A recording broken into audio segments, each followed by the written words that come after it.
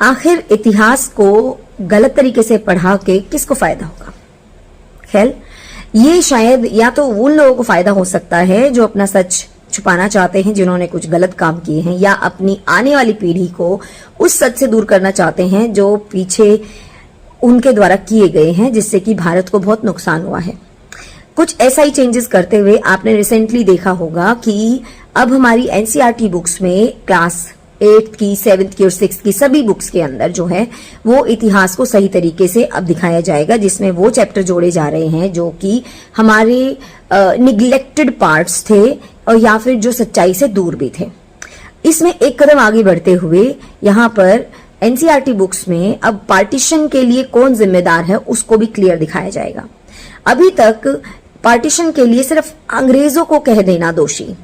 ये दिखाया जाता था, पर सिर्फ अंग्रेज नहीं, इसमें 3 पार्टीज थी, जिसमें मोहम्मद अली जिन्ना जो कि पाकिस्तान को फॉर्म करने के लिए मेन रिस्पॉन्सिबल हुए,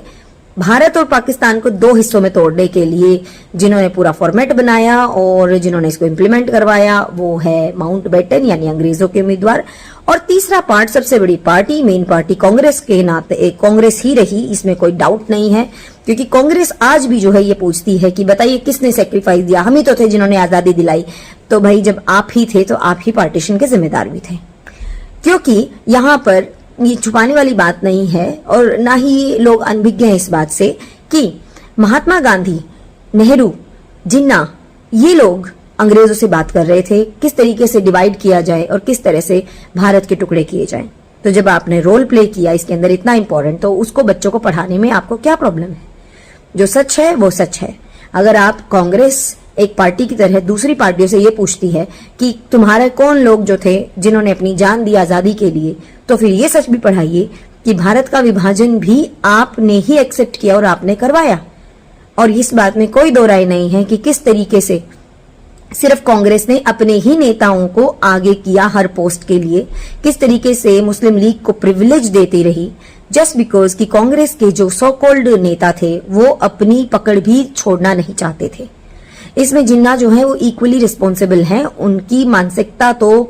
पार्टीशन से पता लगी गई थी, लेकिन भारत के अंदर रहते हुए ही भारत के अंदर ही मेजॉरिटी को सप्रेस करने का काम भी कांग्रेस ने किया, ये बात भी झूठी नहीं है। तो जिसने जो काम किया उसको उसकी रिस्पॉन्सिबिलिटी अब बेयर करनी पड़ेगी। अगर कांग्रेस का रोल था तो कांग्रेस का रोल बताया जाए, अगर जिन्ना का रोल था तो वो बताया जाए, तो छुपाना नहीं चाहिए है। माउंटबेटन की हिम्मत नहीं होती जब तक कि कांग्रेस साथ नहीं देती।